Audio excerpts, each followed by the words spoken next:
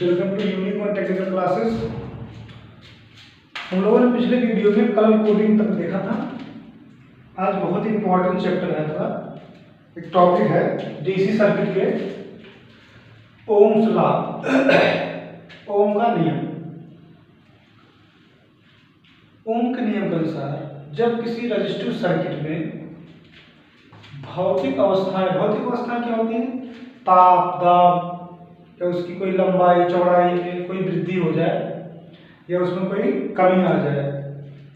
तो यहाँ क्या कह रहा है, जब किसी रजिस्टिव सर्किट में भौतिक अवस्थाएं यानी ताप, दाब आदि स्थिर रखी जाएं तो सप्लाई वोल्टेज तथा सप्लाई करंट का अनुपात नियत रहता है। नियत मीन्स कांस्टेंट रहता है, स्थिर रहता है, उसके मान में कोई परिवर्तन नहीं होता, उसके अनुपात में। इसको हम अभी देखते हैं थोड़ा सर्किट के माध्यम से।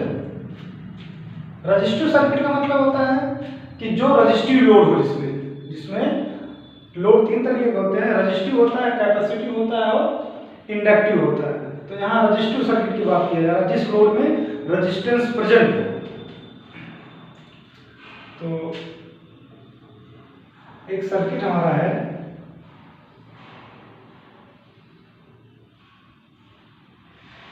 ये इसका रेजिस्टेंस R है,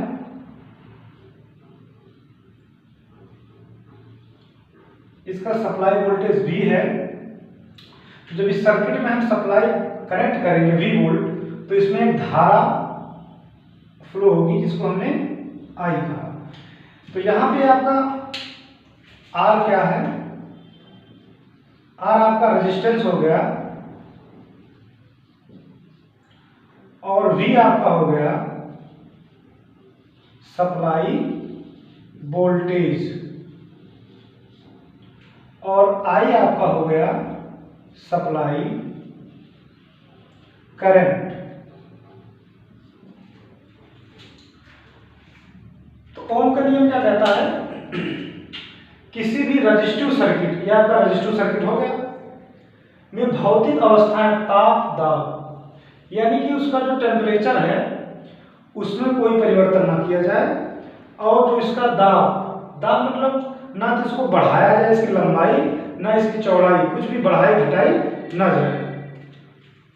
तो जब किसी रजिस्टिव सर्किट में भौतिक अवस्थाएं ताप, दाब आदि स्थिर रखी जाए तो सप्लाई वोल्टेज ये V तथा सप्लाई करंट का अनुपात नियत रहता है। अनुपात किसका? इसका सप्लाई वोल्टेज V अपान में I, इसका जो है हमेशा क्या रहता है? नियत रहता है।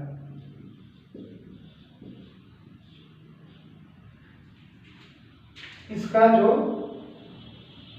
अनुपात है सप्लाई वोल्टेज और सप्लाई करंट का अनुपात नियत रहता है। इसके अकॉर्डिंग हम इसको लिख सकते हैं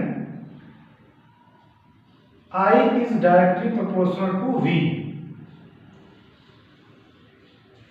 क्योंकि इस सर्किट में पहले V हमने सप्लाई वोल्टेज दिया है, उसके बाद करंट आया है, तो करंट सप्लाई करंट पर सप्लाई वोल्टेज डिपेंड नहीं करेगा, लेकिन सप्लाई वोल्टेज पर सप्लाई करंट निर्भर करेगा।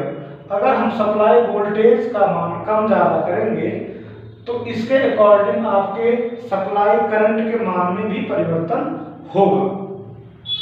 कभी कभी कुछ लोग ऐसे लिख देते हैं कि V directly proportional to I, जो कि गलत होता है। क्यों? क्योंकि वोल्टेज आपका सप्लाई वोल्टेज सप्लाई करंट पर डिपेंड नहीं करता। आपके सर्किट में पहले वोल्टेज आता है, हम पहले सप्लाई वोल्टेज कनेक्ट करते हैं, उसके बाद जो है इसमें इंट्रोड्यूस होता है आपका सप्लाई करंट। तो ये जो आपका रिलेशन ये गलत है।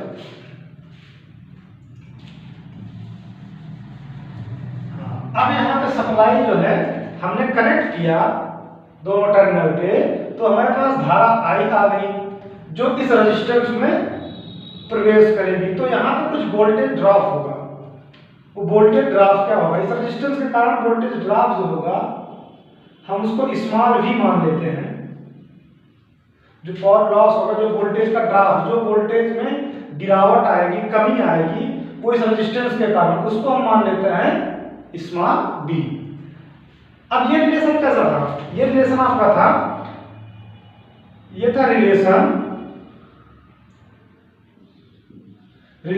Between supply voltage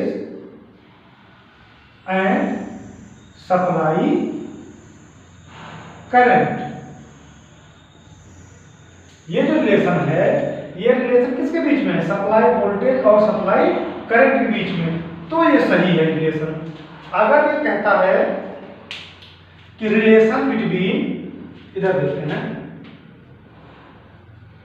relation between voltage drop and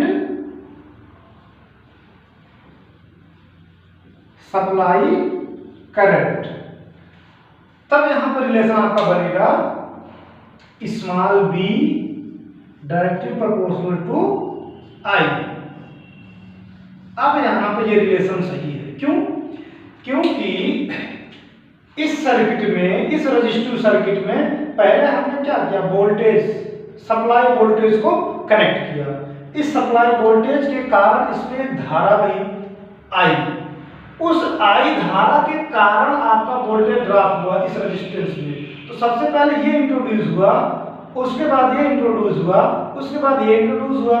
कहने का मतलब ये स्मॉल b किस पे डिपेंड है? सप्लाई करंट I पर, और ये I किस पे डिपेंड है? सप्लाई वोल्टेज V पे। तो जब इनके दोनों के बीच में रिलेशन होगा, सप्लाई वोल्टेज और सप्लाई करंट के बीच में, तो यहाँ हम दिखाएंगे सप्लाई करंट डिपेंड है किस पे? सप्लाई वोल्टेज पे। इसके मान के बढ़ने से घटने से इस पे फर्क पड़ेगा। I directly proportional to B, कहने का मतलब ये इसके सापेक्ष, इसके तुलना में अगर कम ज्यादा हो रहा तो ये भी कम ज्यादा होगा। अब यहाँ पे ये करंट इंट्रोड्यूस होने के बाद से यहाँ पे आपका वोल्टेज ड्रॉप इंट्रोड्यूस हुआ है। तो यहाँ पे ये वोल्टेज ड्रॉप किस पे डिपेंड करता है? आपके सप्लाई करंट पे। तो यहाँ पे आपका हो जाएगा small b directly proportional to I। ये आप नोट कर लीजिए। अभी इसके बीच में एक फार्मूला निकालते हैं। एक फार्मूला है जो इन तीनों के रिलेशन को एक साथ जोड़ता है।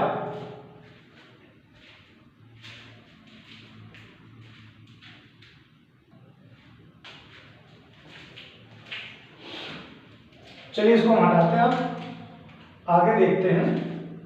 ये इधर हटा दे रहे हैं थोड़ा सा। सर्किट हमारी बनी रहेगी, इसी सर्किट के अकॉर्डिंग हम फार्मूला को लिखेंगे। अब कह रहा कि जो ये वोल्टेज और धारा का जो अनुपात है वो नियत है, नियतांक है, कांस्टेंट है, एक ही चीज है। तो यहाँ पे R भी आपका क्या होता है? नियतांक, नियत होता है। क्योंकि एक बार रेजिस्टेंस जो बन गया रेजिस्टेंस और इसकी अगर भौतिक अवस्थाएं कांस्टेंट है, तो आप चाहे जितना वोल्टेज कनेक्ट करो, चाहे जितना करंट आप इसमें फ्लो कराओ, इस रेजिस्टेंस का मान परिवर्तन नहीं होने वाला। तो इस कंडीशन में इसको, इस नियतांक की जगह पे R लिख सकते हैं, V/I = R। ये आपका एक फार्मूला बन गया जिसपे हम न्यूमेरिकल निकाल सकते हैं। इसी के साथ आपका दूसरा आगे बन सकता है। अगर हम V का निकालना चाहें, V = होगा I × R। ये आपका ओम हो जाएगा, ये आपका वोल्ट हो जाएगा। अभी तीसरा ही बनता है। अगर हम I करंट का मान निकालना चाहें तो V/I ये एम्पियर हो जाता है। ये तीन, सॉरी, ये बात आ रहे हैं, ये जहां पे तीन बेसिक फार्मूले बनते हैं। अब अगर इसका फेजर डायग्राम अगर बनाएं तो कैसे बनेगा?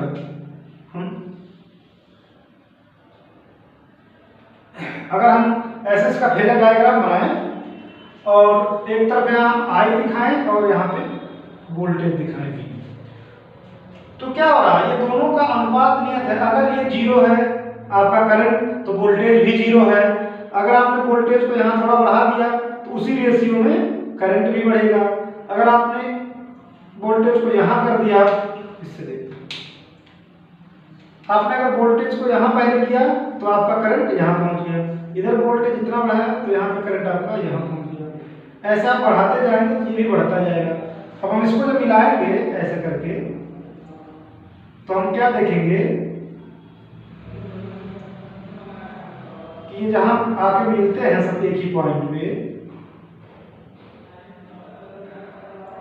ये हमारा एक स्ट्रेट लाइन हो जाता है।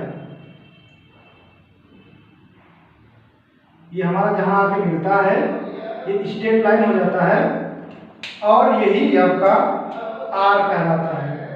आर आपका क्या है, ये नियत है, डिपेंड, इन दोनों पे कोई मतलब नहीं, इसके डिपेंड ही नहीं। आप वोल्टेज चाहे इतना बढ़ा रहे हैं, करंट चाहे इतना बढ़ा रहे हैं, तो दोनों का अनुपात बिल्कुल बराबर चल रहा है, जो कि ये आर को डिफाइन करता है। ये आपका होगा इसका फेजर डायग्राम। एग्जांपल देख लेते हैं हम।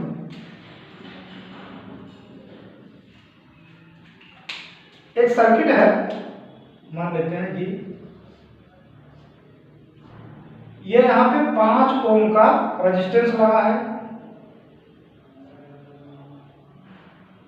और सप्लाई वोल्टेज यहाँ पे 50 वोल्ट कनेक्ट है। तो आपसे पूछा जाए ये इसमें धारा आई का मान क्या होगा, तो सिंपली यहाँ ये वाला फार्मूला लगा देंगे। आई इक्वल टू आपका हो जाएगा V अपान में R। V की जगह पे कितना है 50 वोल्ट बटे में R की जगह पे 5 ओम, तो 5 में 50, यहाँ आपका 10 एम्पियर आंसर आ जाएगा। दूसरा फार्मूला लगाते हैं, दूसरे फार्मूले पर लगाते हैं। एक सर्किट हमारी दी गई है, मान लो यहाँ पे आपका R दिया है 20 ओम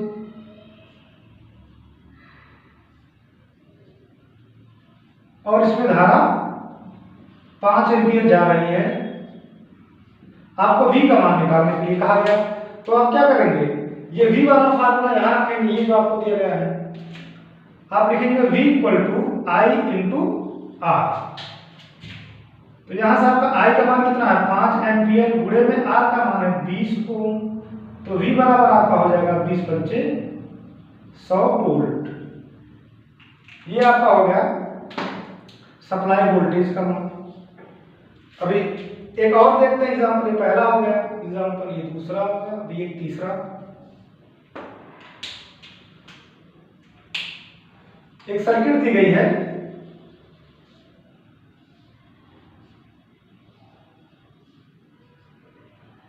दो 200 वोल्ट यहाँ पे आपका सप्लाई वोल्ट है और धारा का मान 5 एम्पियर है।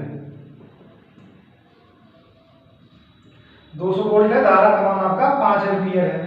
तो कह रहा है R बराबर क्या होगा, इस कंडीशन हम ये वाला फार्मूला लगाएंगे, ये पहला वाला। तो यहाँ पर आपका होता है R equal to V upon I। V का मान 200 वोल्ट बटे में R, यहाँ I का मान 5 एम्पियर, तो R बराबर आपका हो जाएगा कितना 5 दूनी 5 चौक 20 40 ओम। ये रहा हमारा ओम का नियम। बहुत छोटा सा है लेकिन बहुत इंपॉर्टेंट है। इसमें ये छोटे छोटे न्यूमेरिकल आते हैं और इसका ये परिभाषा थोड़ा इंपॉर्टेंट है। ये रिलेशन इंपॉर्टेंट होता है जो वोल्टेज और धारा के बीच में रिलेशन बनता है। आई होप आप लोग को समझ में आया होगा। आप लोग इसको पढ़िए, इस पर न्यूमेरिकल प्रैक्टिस करिए और अगर कहीं कोई दिक्कत आती है तो आप कमेंट करिए। इसके बाद हम नेक्स्ट वीडियो देखेंगे, तब तक के लिए थैंक यू।